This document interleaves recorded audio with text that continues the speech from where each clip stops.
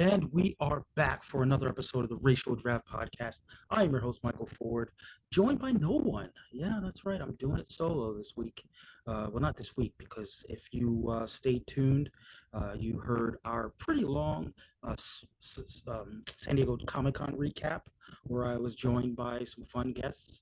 But, I'm trying to double dip a little bit, and sometimes that leads to some negative consequences. So that is me giving you the recap of round 11 of the Racial Draft Supplemental Draft Season 4, or Racial Draft Season 4 Supplemental Draft. You get it. You get it. I'm going to quickly run down the picks from round 11. That would be Basil Carlo, aka Clayface, Joseph Chapman, aka Union Jack, Atuma of the Atlanteans, Carol Ferris, aka Star Sapphire, Everett Ross, Leonard Snart, aka Captain Cold, Medusa from the Inhumans, Jade Nguyen, aka Cheshire, Adam Warlock, and Parker Robbins, aka The Hood. But in addition to that, I need to fill you in on some approval ratings. And, starting us off is the 91% approval rating for Senor Magico. Yes, the Latinx delegation continues to rack up their points. And got to give those 20 points to Senor Magico. The people love it. The people are down for the magic. And I got to give those points away. So, moving on though, we move into some approval points that we're waiting to. Oh, no. Find these like I said, the first pick was Basil Carlo, aka Clayface. Those of you may not know that this character, his comic name, came from Basil Rathbone and Boris Karloff, two kind of old school black and white classic movie stars who are known for playing villains. And why that's important, I think for the Swanamania delegation, is that in particular, Boris Karloff was not a white man, not 100% white man, and because of his ethnic features, as it were, he was relegated to a lot of villain roles. Just because this is how the racism was set up back in the day. So you can imagine how Swana, Middle Eastern, whatever your preferred terminology is, brown, essentially, Basil Carlo might have been subject to some of the same uh, stereotypes. And maybe that leads him to experiment with the clay that he thinks is going to help him lighten his skin, and it turns him into human clay. Yeah. Your classic tragic hero storyline, and given the tragedy of Basil Carlo in recent years, I don't know. I feel like it's pretty on point, and the people agreed because the people gave it 100% approval rating. So that's your 20 points for Basil Carlo for Mina Clayface. We will keep it moving though. Going to try to keep it brisk this week. And speaking of brisk, we talked about this last week. The people weren't really on the side of Jewish Ironheart. I suspect it's because of a lot of factors, but in particular the fact that we talked about it in the last episode. Riri Williams was heavily featured in the Black Panther trailer. She's becoming more and more associated with Wakanda, and that tends to have people think that her primary affiliation should be black. That is a little bit of a knock against the black delegation for not making that draft pick, but it does lead to less than stellar approval ratings for Jewish Ironheart. So 58%, that's not going to cut it. But what is going to cut it is the 100% approval rating for East Asian Nico Minoru, a defensive pick. If you were paying attention to the Comic-Con news, you saw that Nico Minoru got featured in the upcoming Spider-Man freshman year cartoon. So it does look that her exposure is about to increase. I believe she's going to be featured in the Midnight Suns, both the video game and the new Midnight Suns comic that's going to be launching in the fall. So things are moving up for Miko Minoru, and it was smart of the East Southeast Asian delegation to you know make sure that their gal stays alongside, stays aligned properly. So gotta give her her due, gotta give her points. So that would be 20.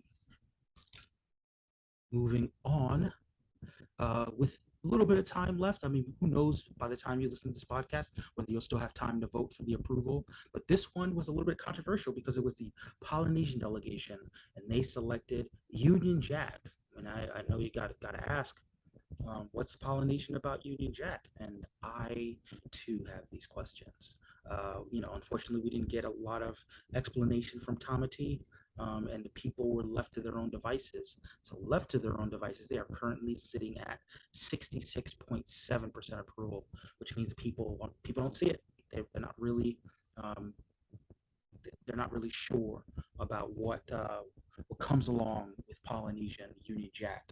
Union Jack could potentially be a person of color, I would imagine, but at least a person of color who has some kind of alignment with the UK would be preferable. And we just didn't get such a backstory, even such a blurb in support of backstory. Another disappointing um, approval rating, I guess we'll talk about. That's with respect to the black delegation. They selected, you know, he does sound like a 70s R&B star, Freddie Freeman, but alas, Freddie Freeman is generally traditionally depicted as Jewish, with some disabilities, and he turns into sometimes called uh, Captain Marvel Jr., but I think currently called Shazam Jr. However, neither of those juniors is a black junior in the eyes of most. So that would be 57% approval rating. And, that's not going to get it done. It's not going to get you any approval points. So we'll keep going.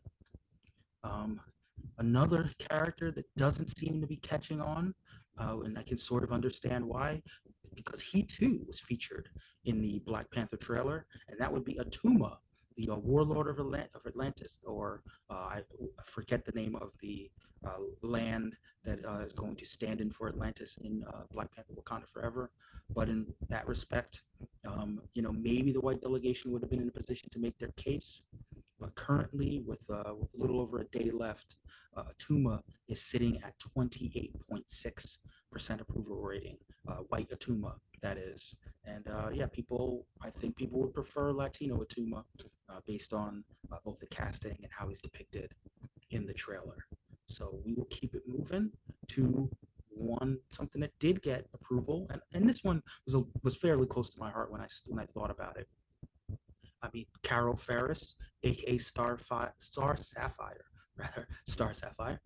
She is typically traditionally been depicted as a white woman, but the South Asian delegation got involved, and they went ahead and scooped her up. And I think it's pretty pointed because in my research I realized that there's a sapphire that is in fact a star sapphire, one of the largest in history, and that is the Star of India.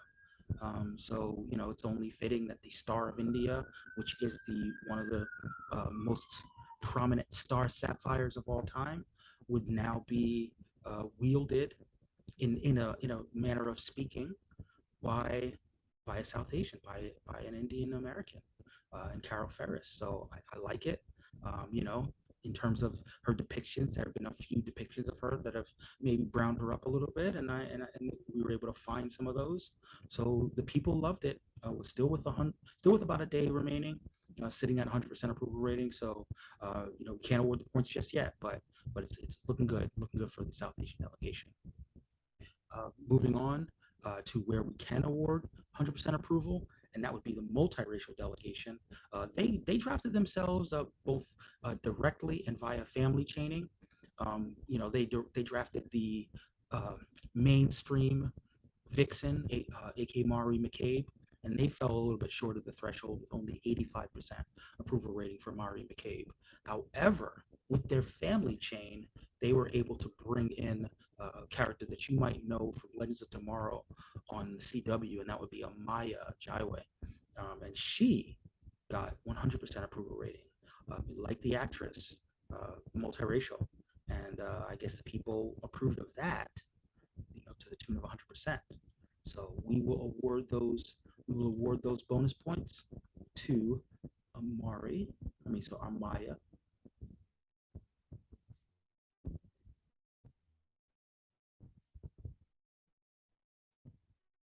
Here we are,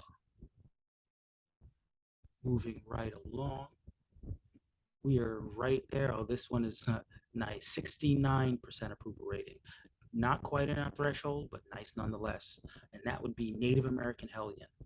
Yeah, Hellion, I don't know too much about the character. I know he's a telepath slash telekinetic who named himself after the Hellions team. But yeah, I mean, there wasn't a lot made in terms of what his reimagining as a Native American would bring to the table. And I guess again, sometimes when people are left to their own devices, they have nothing to go on. They just instinctively go for the disapproval point. So didn't quite hit the threshold at 69%, but maybe next time for the Native American delegation. Moving on though, uh, we had another pick, and that pick was from the Black delegation. The Black delegation selected.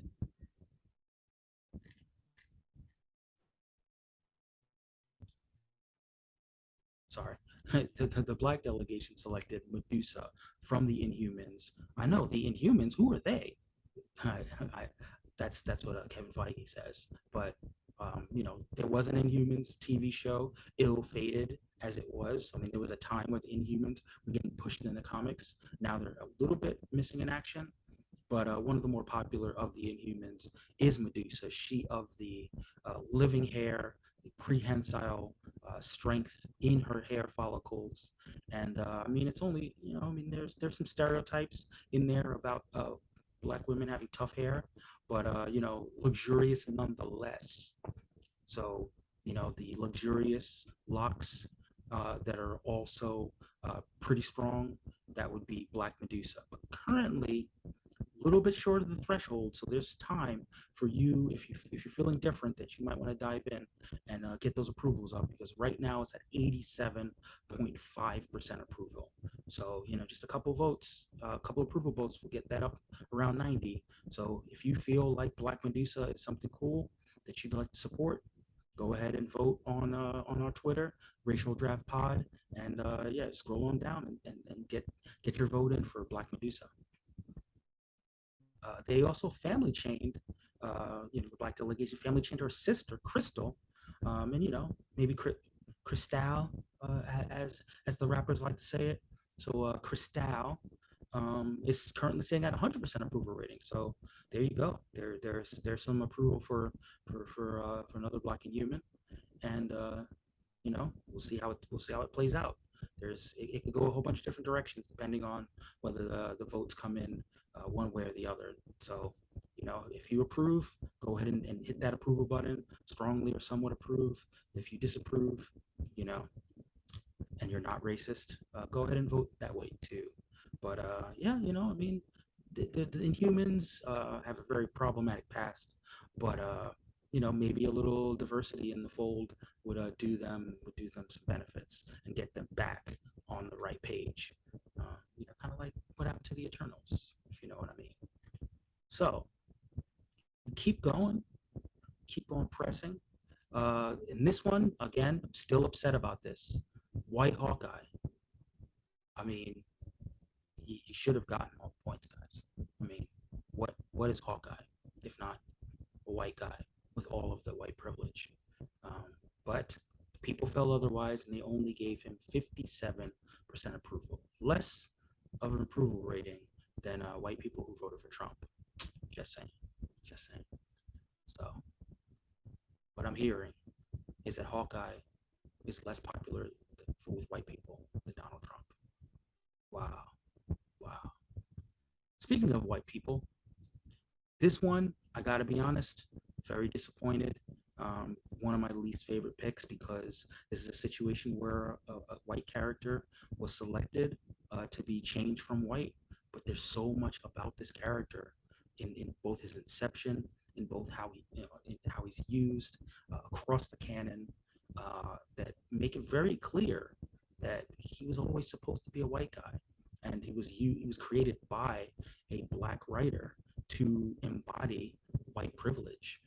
We are talking, in fact, about Everett Ross. Obviously, we have seen him depicted in a more sympathetic light by Martin Freeman in the Marvel Cinematic Universe, but the Everett Ross of the comics is pretty clear that when when Christopher Priest came up with him, he was trying to use him as a parody or more of a satire, if you will, of your point of view character, your white point of view character. And he was supposed to. I think he said that he was supposed to be a little bit of Matthew Perry, a little bit of Jason Bateman, very snarky, very entitled, and very uh, much the opposite of T'Challa. So, when the Native American delegation decided that they wanted to draft Everett Ross, the question has to be asked: How? How does a Native American, um, a Native American version of this character resonate? I mean, I feel like I know that when I talked about it with Toriano said that he would represent, you know, some self-hate, but I just don't think that gets you where you want to go. I think where that character needs to be is he needs to represent, you know, all of colonizer spirit. And, there's unfortunately, I just think that the optics. Even someone who is a self-hating person of color, is still going to not bring the gravitas of full privilege to the table, particularly when it comes to dealings with Wakanda. There's just going to be too much of a dissonance, cognitive dissonance, when you have a particularly marginalized person. Even if he wholly embraces American culture, it's just not going to do. It's not going to hit with the same intensity as an institutional white guy who's just completely unaware of his privilege. So, that's just my 2 cents. However, the people tend to be somewhat on my side in that there's a 40% approval rating right now for Native American Everett Ross, which, with a 20% somewhat disapproving and 40% strongly disapproving. So we shall see how things play out. But we will continue to move on, and we'll talk a little bit about what the multiracial delegation served up. What they served up is a character who you have seen depicted. You may not have known he was depicted as such, but you have seen him depicted in the Arrowverse as multiracial, as played by Wentworth Miller. That would be Leonard Snart, Captain Cold. Wentworth Miller famously has played characters that have passed before, but in recent years he has talked about his Black heritage, and he's also talked a lot about being a member of the LGBT community as a gay man, and wanting to bring that characteristic to his roles, and they were able to accommodate him in the Arrowverse by having his sexuality depicted, sexual orientation rather depicted. Obviously, that's a little bit beyond the purview of the racial draft, being that it's the racial draft, but it's still worthwhile, and but very popular incarnation of the character. Haven't yet seen this version completely make its way to the comics, but nonetheless, a popular incarnation of the character, and currently sitting at 100% approval rating, and that's Leonard Snart, Captain Cold. And with that, also came their family chaining. Lisa Snart, the Golden Glider, not typically depicted as multiracial, but she too theoretically could somewhat pass like Wentworth. So the people 100% approval for her, but that's the breakdown with that is 80% strongly approved, 20% somewhat approved, but still 100% approval rating. So let's see if the Snarts remain in the positive realm of approval, in terms of with the people. We move on to the East Southeast Asian delegation who made a pick and they family chained up the wazoo. But we will start with their defensive pick, who is Jade Nguyen, aka Cheshire. You might know her if you're a fan of Young Justice.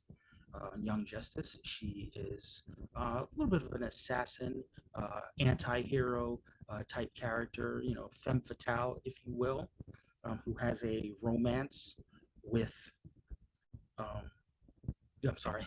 Yeah, she has a romance with Roy Harper, aka the Red Arrow or Arsenal, depending on the day of the week.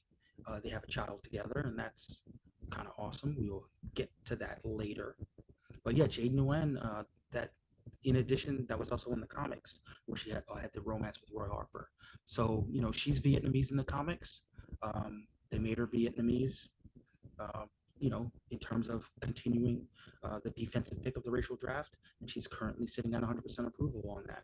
So good on the East Southeast Asian delegation. But that they didn't stop there, guys, because they also family chained her, and via the family chaining, they also chose her sister, who you might also know from the Young Justice television show, and that would be Artemis Crock, aka Tigress. Now, Tigress has not always been depicted as either Vietnamese or um, biracial.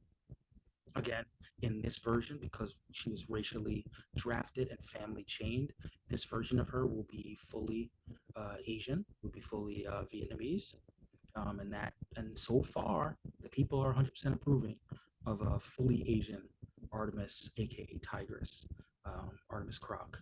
Um, Additionally, with that family chain, we have to talk about her. We have to talk about their mother, who would be Paula Nguyen, aka Huntress, also depicted on the Young Justice series.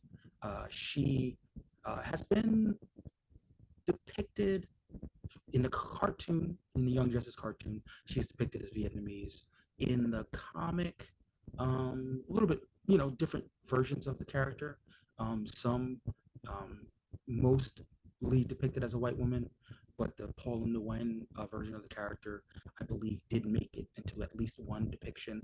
Also, I think it was depicted as such on the Stargirl cartoon. So they're trying to do a real world racial draft, as it were, and I guess for that reason, the people are currently sitting at 100% approval rating with 100, all 100 strongly approving. So that leaves only the father. That's right, the dad. You might know him as Sportsmaster, which is a weird name. You also might know him as Lawrence Croc, traditionally depicted as a white man who knows martial arts. But we're kind of off that, aren't we? White man, master of martial arts, a sports master, as it were. But no, via the family chain, via the racial draft of his daughter, we went ahead and got ourselves a fully Asian Lawrence Croc. I mean, he can pick an anglicized last name. Sure, he wears a mask. We don't know. So right now, the people sitting at 100%, fully approving of Southeast Asian Sportsmaster. And that leaves one more family chain character. And that family chain, my friends, is Leon Harper, the daughter of Jade Harper. I mean, I'm sorry, the daughter of Jade Nguyen, also the daughter of Roy Harper. And she was in the comics for a while as a very small child, but recently has been depicted as a little bit older. And there are some rumors that she might come back as the Red Arrow. I'm sorry, as the Red Canary. Those are only rumors, though. Has not been confirmed. However, in the event that she does, it's smart of the East Southeast Asian delegation to go ahead and claim her for whatever reason. And currently also sitting at 100% approval. So we shall see how things go with these characters, but that could be potentially be a family of five, all acquired or confirmed by the East Southeast Asian delegation. Good on them. And that brings us to some more approvals, but not quite at the threshold. And that's Polynesian Gladiator of the Shar. 85% approval. Just quite, not quite there. Not quite there. But this might have been another situation where it would have been worthwhile for the Polynesian delegation to talk up the Polynesian influence that maybe he wanted to imbue the Shar with. It would have been. I mean, comedy. You've been letting us down. You gotta bless us with some backstories in season 5. You gotta bring back the feeling, man. We were all missing it. The fan base, me, the other delegations. Just gotta do your thing, man. That's why it's one of the reasons that we love you. Not the only reason, but it's one of. So that could have got those 5 points, man. But at last, 85% approval. That brings us to the Jewish delegation. They selected Adam Warlock, and Adam Warlock has been getting a push as of late. He's going to be featured in the new Guardians of the Galaxy film. Guardians of the Galaxy 3. We saw a little bit of him, little pics of him leaked, played by Will Poulter, who I don't believe is Jewish. However, the Jewish delegation has chosen to imbue Adam Warlock with Jewishness, and the people thus far do approve. We're sitting at 90% approval. That's 50% strongly approve and 40% somewhat approve. So if this holds, it's going to be some bonus points for Jewish Adam Warlock. We talked a little bit about how white Clint Barton, white Hawkeye, did not win the people over. Well, what's also not winning the people over is his brother, Barney Barton, aka Trickshot, also sitting at 57% approval. And that's definitely disappointing for sure. So that brings us to the final pick of the round, the 11th round, and that would be Parker Robbins, aka the Hood. Now, I think that part of what's at work here is that it's been strongly rumored that an actor who is Latino will be playing the Hood in MCU. I want to say his name is, wait for it, guys, Anthony Ramos. Anthony Ramos has been confirmed as cast for the Ironheart series, but as of yet, we still don't know who he's going to be playing. And I think that Carlos was thinking if it was going to be confirmed this weekend at Comic-Con, that there would have been some points in the offing. But unfortunately, it was not confirmed. So we're left to use our own devices to decide whether we, on the face of the character, on his own in the books, could be Latino, whether that as of now, slightly short of the threshold, 87.5%, but still within striking distance of getting to the threshold. So I mean, Carlos has time to lobby. He has time to get people on board with the idea of Latino Parker Robbins. So things will probably tilt in his favor, particularly if any news breaks or rumors break about Anthony Ramos occupying the Hood. Not the stereotype, but this is a guy who wears a hood and carries 2 guns and is a street level character. I could see it. I suppose I could see it. So, person of color as the Hood. The jokes write themselves, kind of people. That brings us to just some final approval points. The Shadow King. You probably know him if you watch the Legion television series. Where Amal Farouk, sorry, did his thing. He He's a really popular character, and and yeah, so 100% approval rating for the for keeping him as a Swana character. As I said before, traditionally in the comics, he's been Egyptian. Um, However, he was played by an Iranian actor. So, you know, I think there's a certain amount of leeway there in terms of how he could be depicted. A lot of people were a fan. I one of them as how he was depicted in live action, and I would like to see that depiction kind of going forward. So either way, he's still representing the Swana community. So 100% approval rating. Got no issues with it. That believe, like I said before, the 100% approval rating for Basil Carlo, and that yeah, that concludes our week. You know, I mean, we just kind of ran through it. We didn't have a lot of characters, well, a lot of things to sort of slow us down as we ran through these character recaps. You know, I obviously I like to have some guests here so that we can go back and forth with some conversation. Unfortunately, things didn't work out that way. Hopefully, you were able to stay with us and rock with us, and hopefully next week we'll come back with a little bit more hilarity, and we'll come back with some cool, you know, nerd news and racial draft news in the same program, you know, because hey, this is the final week of the supplemental draft, week 12 of the racial draft supplemental draft. So look forward to picks from week 12, maybe some trades in week 12, and then we'll be hitting the home stretch of this fourth season of the racial draft. You know, just cleaning up some final business as it looks like Carlos is going to run away with first place. But the battle for second place, the battle for third place continues to reign, and who knows how things are going to shake out.